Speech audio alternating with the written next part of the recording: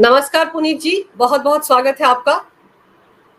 नमस्कार, जय Shri Mahakal Anju. Good to be here on your show. जय श्री थैंक यू। महाकाल। अपने दर्शकों को पहले बता दूं कि पुनीत वशिष्ठ जी उदयपुर फाइल्स, जिस पर फिलहाल रोक लगी हुई है, उस फिल्म में उन्होंने बहुत ही अहम किरदार निभाया है और आज हम उनके किरदार के बारे में भी बात करेंगे, कितना चैलेंजिंग रहा ये रोल और साथ ही साथ जिस तरह से अदालतों के चक्कर काट रही है उदयपुर फाइल्स, इस पर भी बात करेंगे। पुनीत जी, सबसे पहले ये बताइए कि उदयपुर फाइल्स जब आपको ऑफर हुई, क्योंकि ये आम फिल्म नहीं, एक सच्ची घटना पर आधारित है, तो जो रोल आपको दिया गया उसको करना कितना चुनौतीपूर्ण था आपके लिए? पहले जब ऑफर गई तो एक नॉर्मल सा था। एक मेरा फीडबैक, मेरी दूसरे सीरियल की शूटिंग चल रही थी, तो पहले तो मैं उस एडजस्टमेंट में था कि यहाँ से मैं कैसे निकलूंगा, लेकिन भगवान ने ऐसी संभावना बनाई जो अनरियलिस्टिक थी, तो मैं फिल्म के लिए हाँ बोल दिया। फिर मेरा साइनिंग अमाउंट आ गया, फिर मैं वहां पर पहुंचा, फिर मैं बोला हाँ बताइए भैया क्या है। तो फिर अमित जानी जी ने मुझे पूरा ये एक्सप्लेन किया।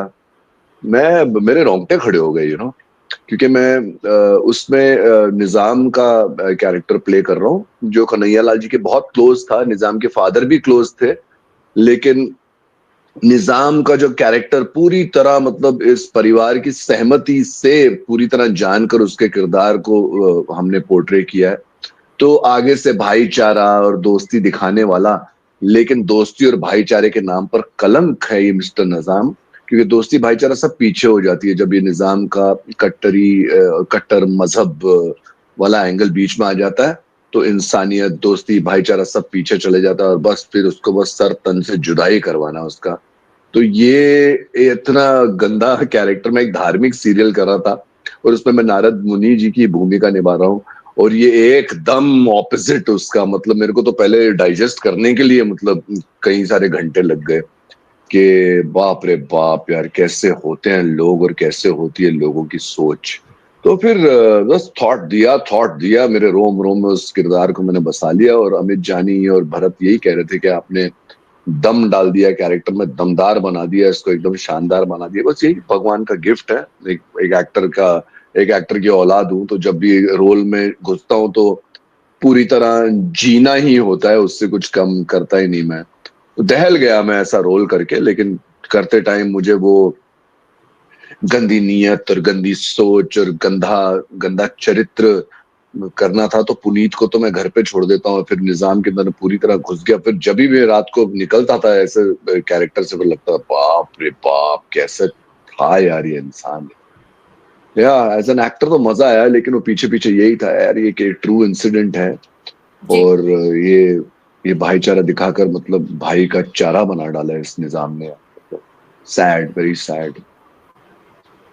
पर पुनीत जी, इस फिल्म को साइन करने से पहले, निजाम का किरदार करने से पहले, क्या आपने इस दर्दनाक घटना के बारे में सुना था? क्या आपने वो वीडियो देखे थे जो उन आरोपियों ने, जिन्होंने मारा है कन्हैया लाल को, उन्होंने खुद सोशल मीडिया पर अपलोड किए थे? वो वीडियो देखे थे क्या?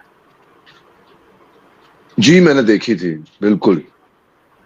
लेकिन पता है, एक मैं मेरी इग्नोरेंस की भी यहाँ बात करना चाहूंगा, और सारे भारतवासियों के इग्नोरेंस, कि भैया ठीक है ना, हमारे घर पे नहीं हो रहा ना, ठीक है ना, मेरे साथ नहीं हुआ ना। तो वही वाला कहीं ना कहीं मेरा भी एटीट्यूड था, तो मैंने हाँ सुना था, देखा था, किया था, लेकिन मेरे अंदर कोई इंसान या राष्ट्रवाद या हिंदू या अन्याय के खिलाफ आवाज उठाने वाला ऐसा कुछ पैदा नहीं हुआ था। जब धीरे धीरे सीन में घुसा ना, तब तब मैं जागा। फिर मैंने वापस रीप्ले करके देखे, फिर मैंने बोला यार व्हाट एम आई इनटू। एक जगाना पड़ता है, पता है। आज हमारे सारे हिंदू भाई बहन जितने भी हैं, बहुत गहरी नींद सोए हुए हैं। उनको एक कश्मीर फाइल्स आती है और थोड़ा जगाती है, फिर वापस सो जाते हैं। फिर एक कन्हैया लाल आने की कोशिश कर रहे हैं, जगाने की कोशिश कर रहे हैं, फिर आई डोंट नो वापस सो जाएंगे। तरस आता है मुझे, किसी और के ऊपर रोष या गुस्सा नहीं आता, लेकिन मुझे हमारे ही धर्म के लोगों पर तरस आता है कि कैसी सोच है इन लोगों की। पुनीत जी, ये फिल्म जो है 11 जुलाई को रिलीज होने वाली थी, लेकिन 10 जुलाई को रात को 8, साढ़े 8 बजे खबर आई कि ये फिल्म जो है बैन कर दी गई है, रिलीज नहीं हो पाएगी। उस वक्त आपका पहला रिएक्शन क्या था? जब आपने एक किरदार निभाया निजाम का, आपको लग रहा था कि जल्द से जल्द ये युवाओं के बीच पहुंचे और सबको पता चले कि हुआ क्या था कन्हैया लाल के साथ? मैं आई वाज इन शॉक। एक डेढ़ घंटा मैं तो अपना सर ही खुजाते रह गया, बोला ये क्या है भाई, सत्य को बाहर आने के लिए इतने संघर्ष झेलने पड़ रहे हैं, इतने संघर्ष। तो मैं तो शॉक हो गया था। मैंने तो मेरे दोस्तों से, मेरे जो मेरे घर से थोड़ा दूर, मैं जू में रहता हूँ, तो मेरे घर से थोड़ी दूर था थिएटर, तो मैंने अपने कुछ खास दोस्तों को फोन करके बोला, बाबा तेरे वहां पर लगी हुई है, तेरे को प्लीज जाकर देखनी है, ओके, कल ये 11 बजे का शो लगा है, 12 बजे का शो लगा है। और एकदम से मुझे मेरे कजन का फोन आया, मेरा गाँव उज्जैन है, तो वहां से फोन आया कि यार स्टे दे दिया। मैं बोला क्या बात कर रहे हो यार, बुक माई शो पर सारी टिकट्स हैं, बुकिंग है, कुछ स्टे वे कुछ भी नहीं है, हो रही है रिलीज। फिर मैंने उनसे बात करके रखा, मुझे लगा वो गलत खबर दे रहे हैं, फिर मैंने रियलाइज किया ये तो सही खबर दे रहे हैं मुझे, स्टे हो गया, ये क्या हो गया। फिर मैंने मेरे जो फिल्म के साथ वहां पर कनेक्टेड है, अमित जानी, राइट लेफ्ट जो भी लोग हैं, फिर मुझे पता चला जो अन्याय हुआ है, जो मियां अरशद मदनी और कपिल सिब्बल ने जो ये गेम खेल लिए, असत्य एक बार फिर सत्य पर भारी हो गया, और ये सब झेलना पड़ रहा है हमारे अमित जानी जी को। मतलब मतलब I was shocked to hear कि मतलब ये रिलीज नहीं हुई है। और इस फिल्म की आज भी सुप्रीम कोर्ट में सुनवाई हुई है, कल भी सुनवाई होनी है, अभी तक संघर्ष चल रहा है। लेकिन पुनीत, इस फिल्म में मतलब सेंसर बोर्ड ने भी तो 150 के आसपास कट लगाने को कहा था, फिर बाद में सरकार की तरफ से भी कहा गया 5-7 कट और लगाओ, तो फिल्म में बच क्या गया होगा? इतने सारे कट के बाद आपको लगता है कि फिल्म का जो ओरिजिनल चीज है वो सामने आएगा दर्शकों के बीच या नहीं? हाँ, नहीं आएगा। जो 5-6 एक ब्रश अप कट्स बोले हैं, जो मैं भी परसों डबिंग करके आया हूँ, तो वो तो इतना नहीं है। अभी देखिए सारे हिंदुस्तान के सामने, हर हिंदू हर मुसलमान सबके सामने ये फिल्म आ चुकी है। तो अगर मैंने नूपुर शर्मा की जगह नूतन शर्मा, उन्होंने बोला नहीं, बोले नूतन शर्मा भी थोड़ा सिमिलर है, नूतन शर्मा, तो पल्लवी शर्मा हमने नाम लिख दिया। लेकिन ऑडियंस बहुत समझदार है, वो जानती है कि मैं नूतन शर्मा की ही बात कर रहा हूँ। और मुझे तो अभी तक शॉक में हूं। अभी आपके साथ इंटरव्यू में आने से पहले मैंने फोन किया वहां पर हमारे जो संपर्क में लोग हैं सुप्रीम कोर्ट के बाहर, तो मुझे लगा है बारे न्यारे हो जाएगा और रिलीज डेट अभी डिसाइड करेंगे, लेकिन पता चला कि नहीं, कल पर चला गया है, क्योंकि उनके पक्ष के वकील ने कुछ बोला है कि कुछ हमारे जो केस है वो ओपन हो जाएगा, उस पर फर्क पड़ जाएगा, उस पर असर पड़ जाएगा। लेकिन ये तो 3 साल से आप सोचिए ना मैम, करप्शन मतलब किस लेवल का करप्शन चल रहा है अंजू। 3 साल से ओपन एंड शट केस था, जो आरोपी थे उन लोगों ने वीडियो बनाया था, एक अपने हैवानियत के नशे में, अपने मजहब के नशे में, उस सरतन से जुदा के नशे में उन्होंने एक्चुअली वीडियो बनाया। वीडियो बनाकर योगी जी, मोदी जी और नुपुर को जो धमकी दी है, यूट्यूब पे चले जाइए आप, सारे के सारे वीडियोस वहां पर है। ओपन एंड शट केस है, तो इस फिल्म को इतना संघर्ष क्यों झेलना पड़ रहा है, क्यों झेलना पड़ रहा है? मैं सवाल भी पूछ रहा हूँ, लेकिन मेरे पास जवाब भी है, क्योंकि हमारे कोर्ट रूम्स, हमारे हाई कोर्ट, हमारे सुप्रीम कोर्ट एक खतरनाक लेवल पर करप्ट हो चुके हैं, खतरनाक लेवल पर करप्ट हो चुके हैं।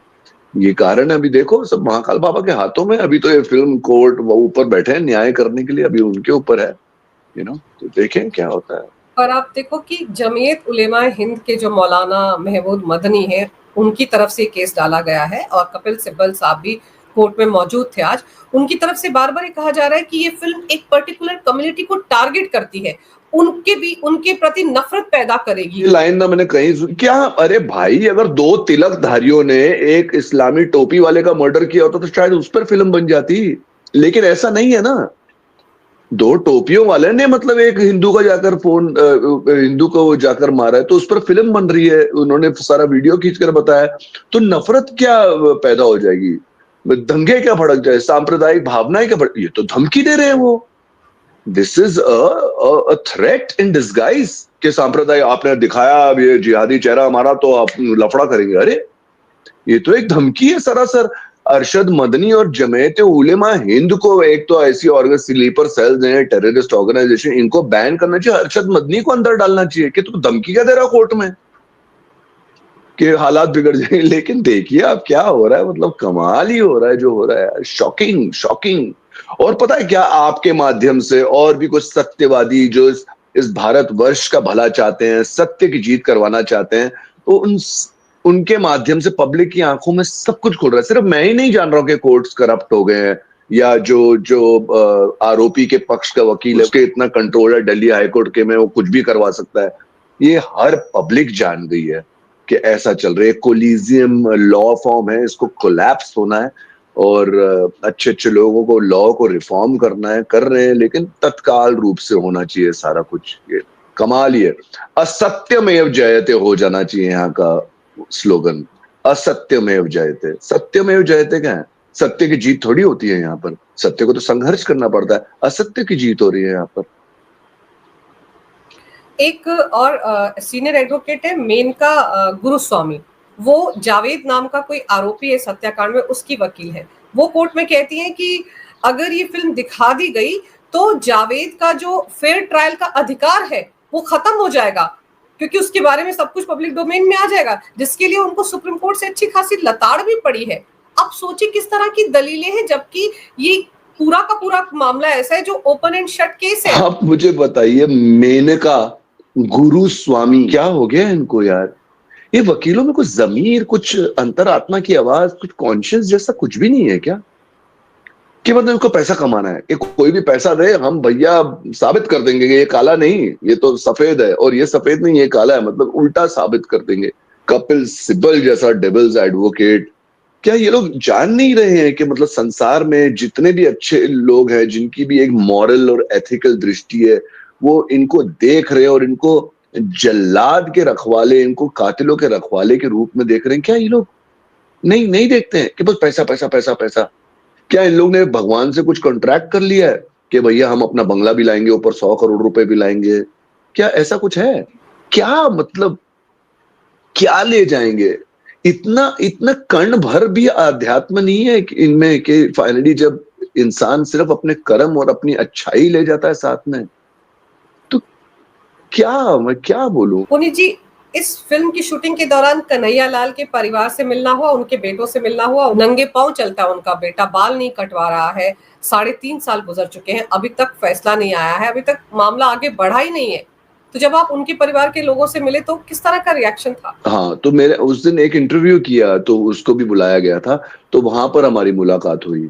तो हम बात कर रहे हैं ये इंटरव्यू, मैंने बोला यार 1 सेकंड के लिए हम तो थम जाएं, ये न्याय और अन्याय की फाइट और ये हो रहा है, फिल्म रिलीज नहीं हो रही है। मैंने बोला प्लीज यार, मैं दहल जाता हूँ वो दिन के बारे में सोचकर, जब यश को भी फोन आया था कि तेरे डैडी के साथ कुछ हो गया, और वो आया, उसने देखा कि उनके डैडी की गर्दन सिर्फ इतनी सी लटकी हुई थी, उनका मर्डर हो गया, उनकी एक बाजू कटी हुई थी। तो यार can we recall that moment?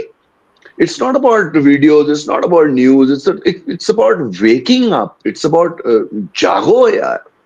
बेचारा किसके लिए फाइट कर रहा है? क्या सारे न्यायालय अंधे हो गए हैं क्या? सब पैसे ठूस के घूस खाकर बैठे डाल रहे हैं इसको।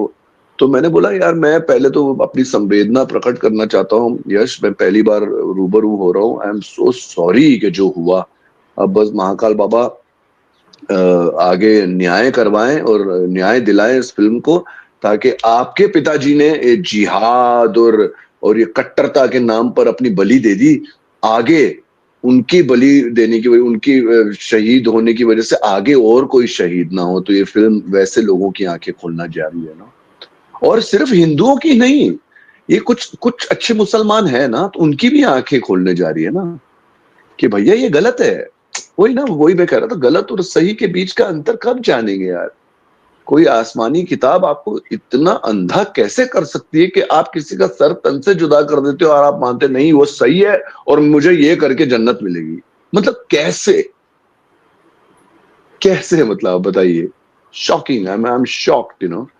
तो मैं डेफिनेटली रिलीज जब होगी भगवान की कृपा से, अभी तो भगवान के हाथों में है, क्योंकि वैसे तो सारा न्याय अन्याय तो न्यायालयों के हाथों में होता है, लेकिन नहीं, मेरे ख्याल से भगवान ही कुछ लोगों के दिल में, हृदय में जाकर कुछ दिशा देंगे, और कुछ चमत्कार होगा, भगवान की कृपा से होगा, सुप्रीम कोर्ट या हाई कोर्ट की वजह से नहीं होगा।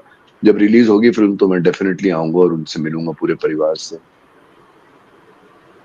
अब देखते हैं, सुप्रीम कोर्ट में इस मामले पर फिर सुनवाई है और उम्मीद यही करते हैं पुनीत जी की फिल्म कल कोर्ट में कुछ ऐसा फैसला है कि ये रिलीज हो जाए, हम सब इस फिल्म को देखें। और आपने जो किरदार निभाया है, बहुत उम्दा तरीके से उस किरदार के साथ न्याय किया है, उसके लिए शुभकामनाएं। और ये फिल्म बहुत अच्छा करेगी, लोगों को जगाएगी। उन हिंदुओं को बिल्कुल। जगाएगी जो सोए हुए हैं, जिनको पहले कन्हैयालाल से कोई लेना देना नहीं था। क्योंकि जैसा आपने कहा ना कि बहुत से यूथ यही सोचते हैं कि मेरे साथ नहीं हो तो क्या लेना देना, लेकिन उनका थॉट प्रोसेस भी बदलेगी, उनको भी जगाएगी कि इस तरह की घटनाएं और ना हो। इसके लिए इन सबको जागरूक रहना है, जागृत अवस्था में रहना है। आपने समय निकालकर बिल्कुल। इस फिल्म के बारे में बहुत ही महत्वपूर्ण जानकारी मेरे दर्शकों के साथ शेयर की। पुनीत जी, आपका बहुत बहुत धन्यवाद। नमस्कार और हर आपका भी बहुत बहुत धन्यवाद। जय श्री महाकाल। बहुत अच्छा लगा आपसे रूबरू होकर। भगवान करे एक दिन जल्द हम मिले भी इन पर्सन, तो बैठ के और सारी बातें करेंगे। बहुत बहुत जय धन्यवाद। श्री महाकाल देवी जी, बहुत बहुत धन्यवाद। जय जय श्री महाकाल।